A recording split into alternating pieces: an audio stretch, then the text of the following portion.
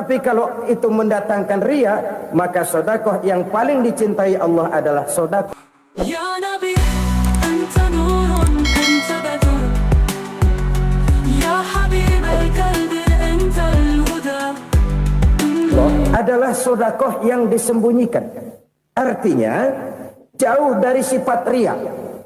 Kan kadang-kadang ada orang sedekah itu disebutkan namanya. Apa tidak bagus? Kalau memang niatnya ikhlas, ya bagus-bagus saja. Untuk memberikan sugesti kepada yang lain. Di Fulan bin Fulan nyumbang sekian, diumumkan. Boleh kalau niatnya untuk memberikan rangsangan kepada yang lain supaya dia menyumbang lebih besar dari orang tadi. Tapi kalau itu mendatangkan ria, maka sedekah yang paling dicintai Allah adalah sedekah yang disembunyikan. Tangan kiri saja tidak tahu apa yang diberikan oleh tangan kanan. Sedekah yang dilakukan dengan ikhlas akan merupakan perbendaharaan surga, tersembunyi dari pandangan orang lain, tidak seorang pun tahu. Karena memang sikap yang baik adalah melupakan kebaikan dan mengingat kesalahan. Itu salah satu ciri orang bahagia. Orang yang selalu mengingat kesalahannya dan berusaha melupakan segala kebaikannya. Kalau dia akan berada kebaikan, dia tidak bisa ikut, dia merasa rugi karena dia merasa belum pernah berbuat baik.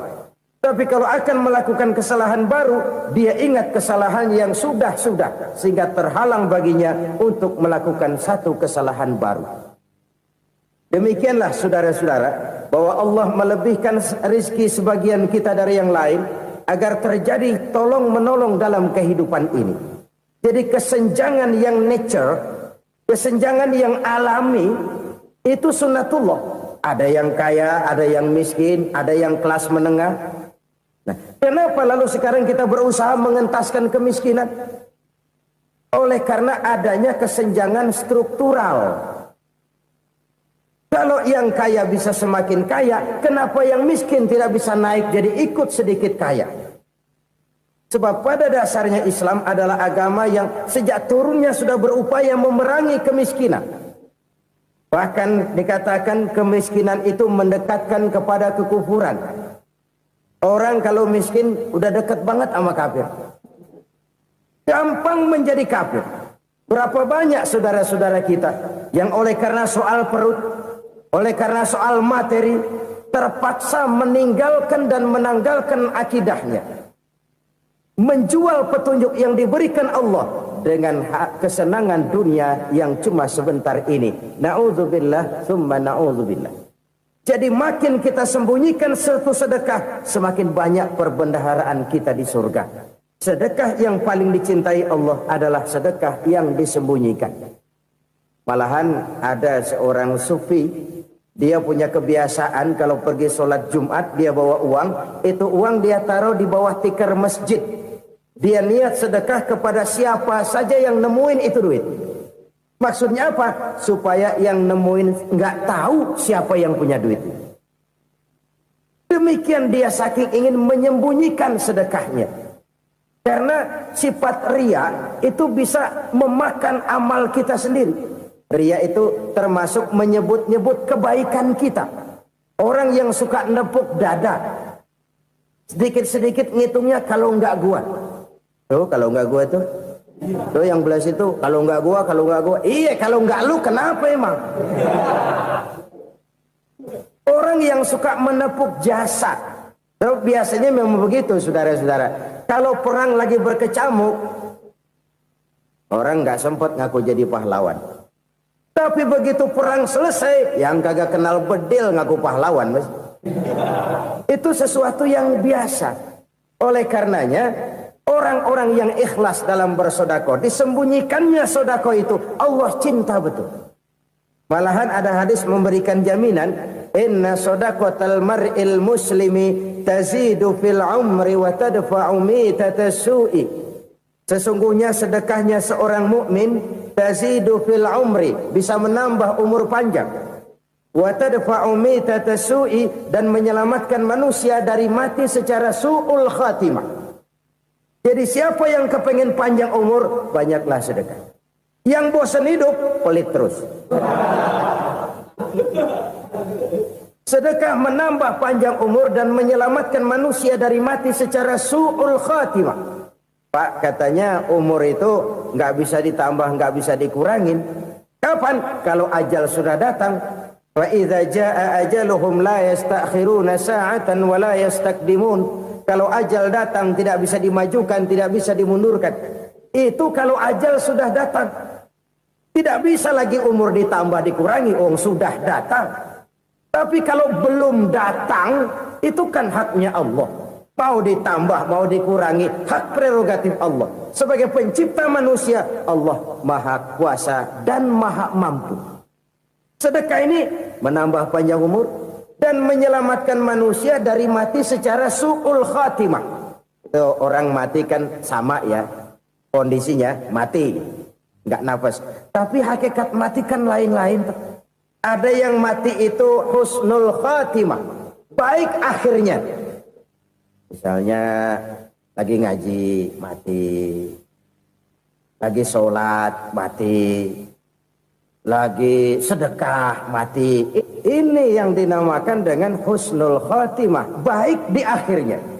Sebaliknya ada yang su'ul khatimah, jelek di akhirnya. Ini yang jadi catatan akhir. Lagi nyekek botol, mampus. Lagi banting kartu, modar. Su'ul khatimah, jelek pada akhirnya. Sedekah menyelamatkan manusia dari mati secara su'ul khatimah. Dan kita semua kepengen mendapat husnul khatimah, jauh dari su'ul khatimah. Oleh sebab itu yang bisa menyelamatkan kita dari penyakit itu antara lain adalah sedekah yang disembunyikan. Yang dikerjakan dengan ikhlas karena Allah. Tidak karena kepengen dipuji orang, tidak karena ingin dikatakan orang pemurah, sebab orang dermawan itu orang yang memberi tanpa harus diminta. Kalau masih harus diminta, ya belum dermawan namanya, masih harus diminta. Kalau nggak diminta ya tulus, lolos, polos. Saudara-saudara kaum muslimin rahimakumullah. Harta adalah amanat dan akan kita pertanggungjawabkan. Allah melebihkan rizki sebagian kita dari yang lain agar kita saling tolong menolong, bantu membantu. Nabi janjikan siapa yang meringankan beban saudaranya muslim di dunia, Allah akan meringankan bebannya di akhirat nanti. Sebuah jaminan dari baginda Nabi. Si orang yang kita bantu barangkali tidak bisa membalas, Allah yang akan membalas lewat jalan lain yang tidak pernah kita sangka-sangka. Ada orang tanya, Pak, ini ada orang nyumbang masjid sambil marah-marah, bagaimana? Saya bilang sumbangannya aja ambil, marahnya jangan. Marahnya jangan diambil, itu urusan dia. Saudara-saudara kaum muslimin rahimakumullah. Umat Islam ini kan umat yang punya potensi besar. Kadang kita merenung, kenapa kadang-kadang pembangunan masjid kok lambat sekali? Kalau hotel hari ini peletakan pertama, bulan depan peresmian. Supermarket hari ini peletakan batu pertama, minggu depan peresmian. Tapi kalau sudah yang namanya masjid, kadang-kadang peletakan batu pertama sekaligus jadi batu terakhir. 3 tahun, 4 tahun, campur nebar jalak di jalanan, duit dijaring kayak ikan sepat. Apa tidak ada orang Islam yang kaya? Banyak. Apa tidak ada pengusaha muslim yang jadi konglomerat? Ada. Lalu yang belum banyak itu yang komit terhadap nilai-nilai agamanya. Akhirnya kita jatuh jadi umat yang lemah. Belum ada pengusaha konglomerat muslim buka pabrik supermi cap bedug misalnya umpamanya atau pabrik kecap cap sorban supaya identitas keislamannya sedikit kelihatan. Kita jatuh jadi umat yang lemah karena potensi tidak terinventarisir dengan baik. Kita ini ibarat kompor yang cuma matengin nasi orang lain. Potensi kita dimanfaatkan oleh orang lain. Ukhuwah Islamiyah kita baru terbatas kepada silaturahmi. Ukhuwah di bidang ekonomi kita lemah. Ukhuwah di bidang kebudayaan kita lemah. Apalagi ukhuwah di bidang politik kita lebih rapuh lagi. Padahal ukhuwah itu adalah totalitas kehidupan manusia, menyangkut ipoleksos bud, memerlukan nilai-nilai ukhuwah. Jadi oleh karena itu mari kita menyadari di dalam harta kita, walaupun kita yang cari pergi pagi pulang sore peras keringat banting tulang, di sana ada harta anak yatim, di sana ada hak masjid, di sana ada hak pesantren, di sana ada hak jihad. Berbahagialah seseorang apabila dia oleh Allah dijadikan keran. Keran itu menyimpan air, tapi tidak untuk dirinya, tapi disalurkannya kepada mereka yang memang memerlukannya. Saudara-saudara kaum muslimin rahimakumullah, ini yang pertama. Jadi perbendaharaan surga adalah menyembunyikan sedekah. Orang lain nggak tahu, kita pun nggak pernah ngitung-ngitung. Kita anggap lewat begitu saja, padahal itu deposit akhirat. Satu. Yang kedua, perbendaharaan surga itu apa? Wa kitmanul musibah, menyembunyikan kesulitan. Kadang orang takut menghadapi kesulitan, tapi makin kita merenung, hidup ini kan sebenarnya urusan. Takut sama urusan, ya jangan hidup. Tandanya orang hidup itu kalau punya urusan. Urusan merupakan problem sering menimbulkan kesulitan. Kesulitan bukan untuk ditakuti, tapi untuk diatasi dan dicarikan jalan keluarnya. Siapa sih orangnya yang nggak pernah sulit-sulit? Makin tinggi status sosialnya, makin gede urusannya. Makin tinggi kualitas imannya, makin berat tingkat kesulitannya. Cuma memang yang namanya enak itu seperti pelangi. Biang lala itu nggak pernah di atas kepala kita, di atas kepala orang melulu. Lo sih enak lo, kata kita. Dia juga bilang yang enak kan lo. Pelangi itu nggak pernah di atas kepala kita. Kata tukang beca, aduh enak ya naik Mercy. Kata tukang beca, apa yang di dalam mobil Mercy? Aduh enak bener tukang beca, di jok ngeringkuk ngorok pules bener. Saya kamar pakai AC sejuk, tempat tidur sutra empuk, alga spring bed, kulak kulik nggak bisa pules kalau belum minum Valium, belum tidur. Enak bener tukang beca, di jok ngorok nggak tahu wetan kulon. Si tukang beca bilang yang di Mercy enak, yang di Mercy bilang tukang beca enak. Inilah enak, nggak pernah di atas kepala kita, di atas kepala orang lain melulu enak itu. Nah, saudara-saudara, yang merupakan perbendaharaan surga itu orang yang bisa menyembunyikan kesulitan, baik pribadi ataupun rumah tangga. Nih terutama rumah tangga yang jadi soalnya. Kadang-kadang kita ini kalau senang, sebaliknya kalau senang kita diam, kalem aja, cuek. Banyak banget duit kita bawaan, diam aja udah. Malah ketemu orang takut. Tapi begitu susah, sekampung tahu. Padahal Nabi mengajarkan perbendaharaan surga itu menyembunyikan musibah, menyembunyikan kesulitan. Kalau enak, cerita sama orang-orang. Kalau nggak enak, rasain sendiri, tekan sendiri, atasin sendiri. Kita kan sebaliknya. Senang kita diam, asal lagi susah, paling tidak kita nyari teman buat cerita kesusahan. Siapa orangnya yang nggak pernah susah? Cuma soalnya bagaimana kita mengatasi kesusahan itu sendiri. Begitu juga misalnya kalau orang sudah berumah tangga, itu orang tuanya harus menjadi tempat dia cerita yang enak-enak saja. Yang nggak enak rasain berdua, selesaikan berdua, atasin berdua. Jangan dibalik. Asal senang diam, giliran susah saja. Maknya laporan. Terbalik. Bisa menjaga security informasi. Maka nama bayam keluar diem, malah seluitan. Enak amat lo makan daging ayam. Security informasi. Saudara-saudara kaum muslimin rahimakumullah. Ujian yang terberat itu yang pernah diberikan kepada para nabi, para rasul, para aulia, para ulama. Makin tinggi keimanan, makin berat bentuk kesulitan. Ayo saya kemukakan satu contoh saja. Ada seorang nabi yang kaya, nabi kaya, namanya Nabi Ayub. Iblis kalau orang begini kan keki. Ibadahnya rajin, kaya. Nih yang kayak begini susah digodain. Kalau ibadahnya rajin, miskin, kali bisa disogok. Sini imannya mantap, ibadahnya rajin, kaya, nabi lagi. Oh, tapi namanya iblis nggak kurang akal. Laporan, Tuhan, kenapa Les? Ya ini bahasa saya, bahasa Qurannya sih nggak gitu. Itu hambamu yang namanya Ayub, dia rajin ibadah cuma karena dikasih kaya aja. Coba kasih miskin dia, berhenti dia sembahyang. Ah, kamu bisa aja. Saya tahu Ayub itu hambaku yang ikhlas. Saya buktiin Tuhan, silahkan. Dibuktiin lah, iblis turun ke alamin. Yang mula-mula dia lakukan, dia rusak sawah ladang Nabi Ayub.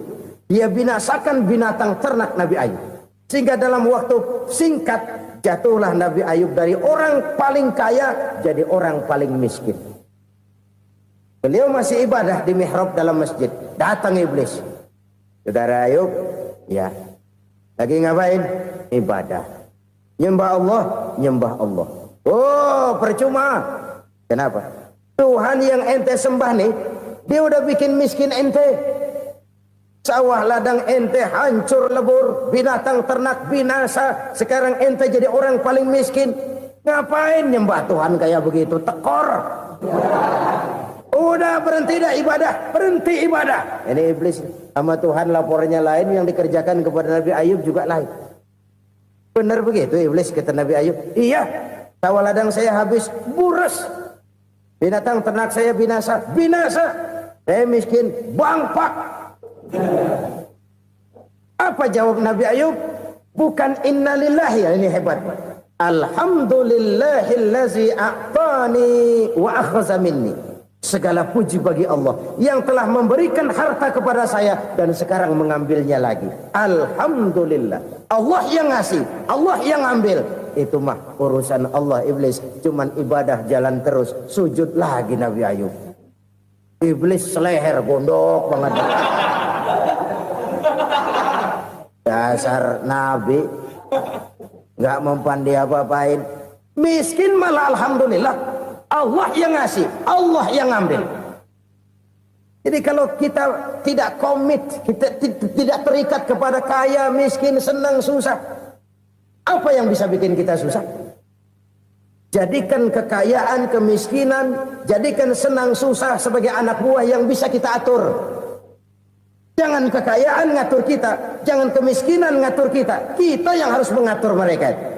Senang, susah, kaya, miskin, bahagia, sengsara, jadikan itu anak buah yang bisa kita atur. Kalau sekarang kita kaya, lain saat boleh jadi kita miskin, semiskin-miskinnya. Allah yang ngasih, Allah yang ngambil. Tenaga mana yang bisa menghalangi? Ibadah jalan terus. Iblis makin gondok.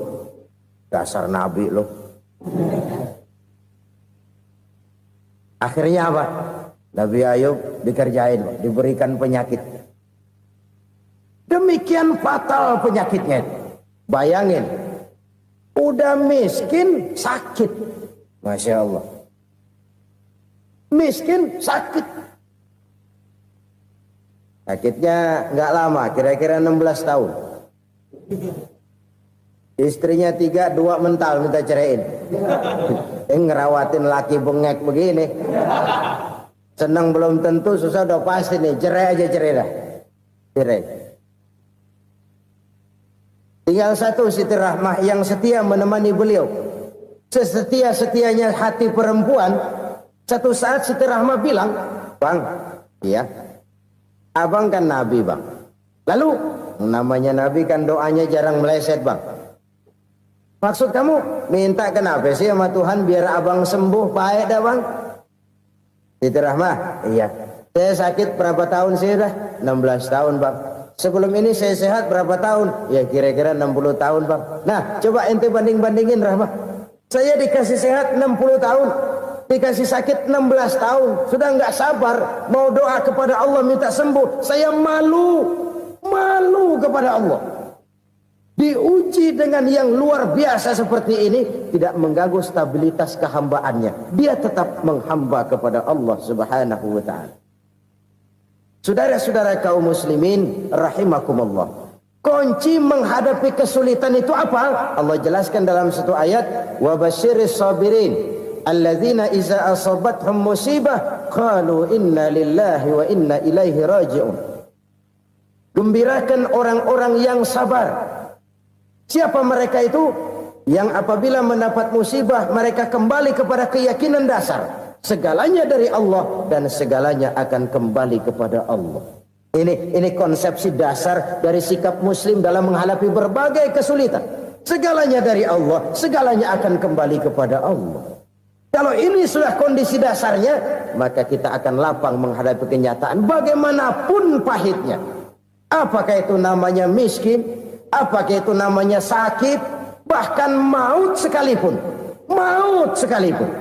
Segalanya dari Allah, segalanya akan kembali kepada Allah. Ini sikap hidup, bukan sekedar ucapan. Kita kadang-kadang menjadikannya sebagai ucapan. Mulutnya sehingga berhenti, innalillahi wa inna ilaihi raji'un, tapi nangisnya terus gerung-gerungan. Bukan itu, ini kesadaran moral. Kalau segalanya dari Allah, segalanya kembali kepada Allah, kan sebenarnya cuma nunggu giliran. Hari ini saya nyembayangin dia, entah hari apa saya disembayangin orang. Hari ini saya antar dia ke kubur, entah hari apa orang nganterin saya ke kubur. Hari ini saya tahlilkan dia, entah nanti kapan orang tahlilkan saya. Segalanya dari Allah, segalanya akan kembali juga kepada Allah. Oleh sebab itu saudara-saudara, kesulitan bukan untuk ditakuti. Kesulitan justru untuk diatasi, dicarikan jalan keluarnya. Dan tidak ada orang yang tidak pernah mendapat kesulitan. Tidak ada. Semakin tinggi status sosial, semakin tinggi kualitas keimanan, semakin besar juga tingkat kesulitan.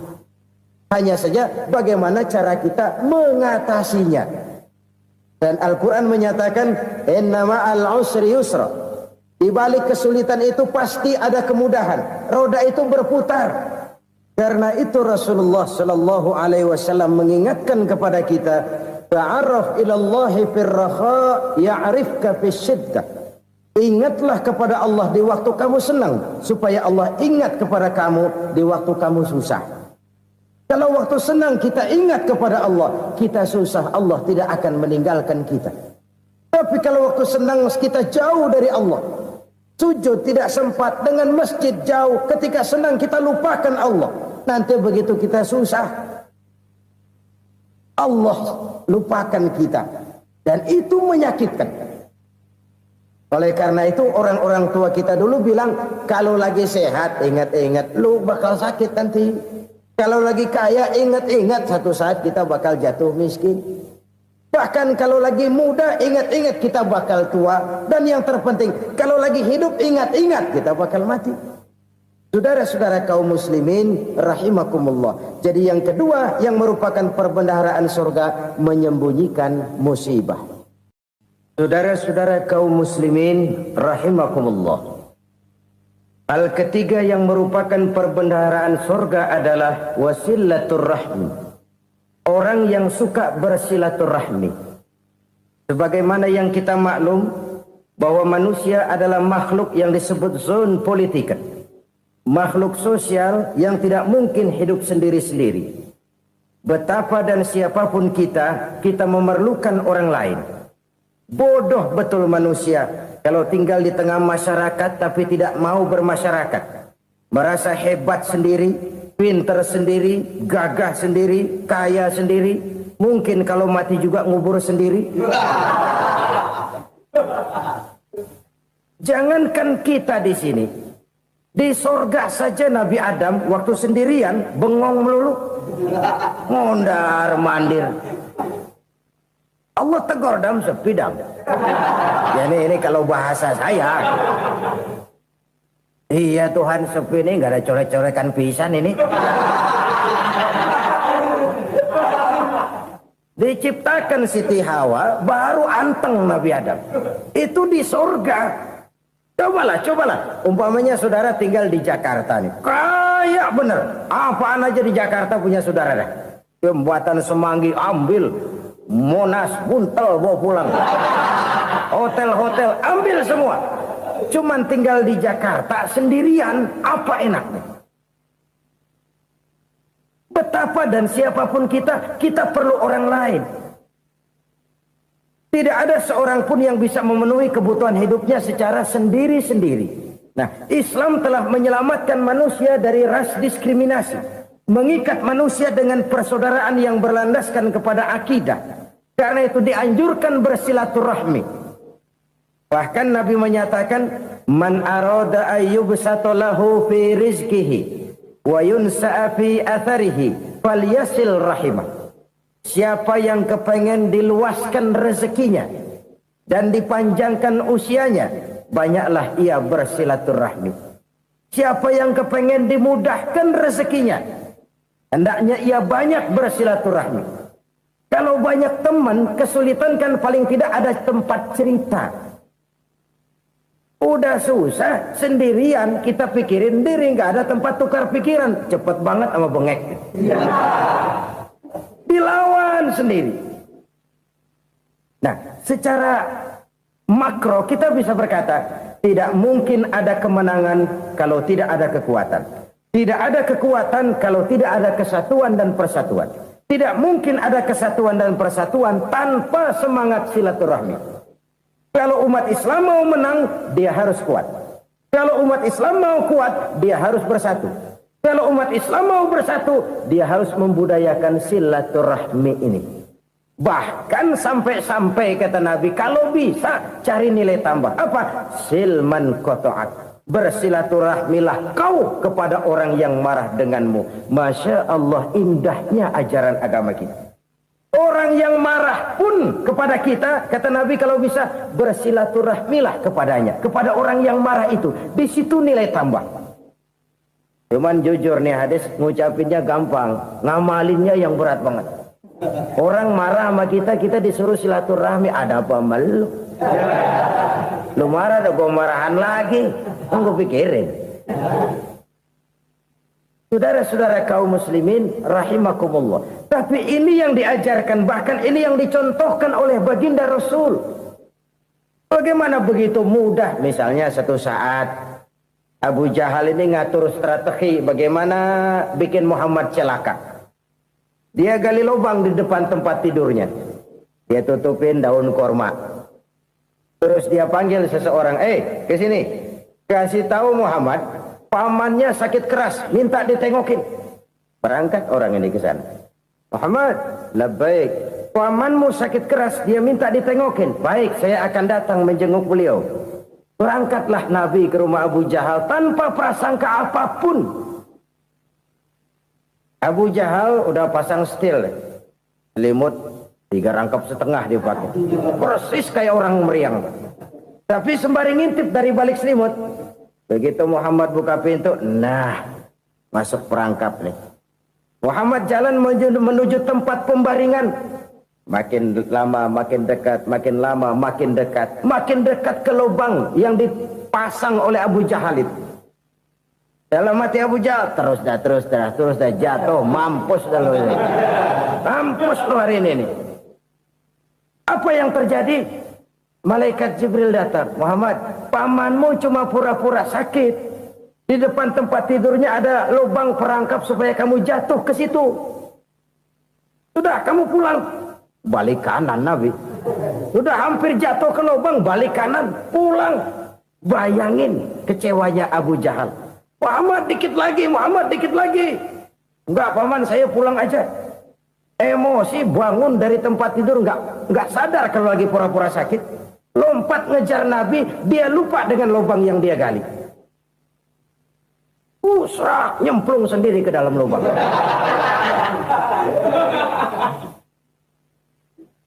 Nabi terus berlalu. Ini terjadi keanehan. Jatuh ke lubang yang dia gali itu sebenarnya nggak terlalu dalam ya. Antara 3-4 meteran lah. Tolong saya jatuh ke lubang ini. Datanglah pelayan-pelayannya itu. Angkat saya dari sini. Oh, yang ngulurin tambang. Satu gulung, belum juga nyampe itu tambang. Kurang, beli lagi ke warung. Sambung, ulur lagi. Nggak juga bisa sampai. Wah, ini kerjaan Muhammad ini. Tolong siapa salah seorang kamu ke rumah Muhammad, kasih tahu encangnya kecebur. Minta ditolongin. Sampaikan kepada Rasul. Kenapa? Pamanmu jatuh ke lubang, Muhammad minta tolong diangkat.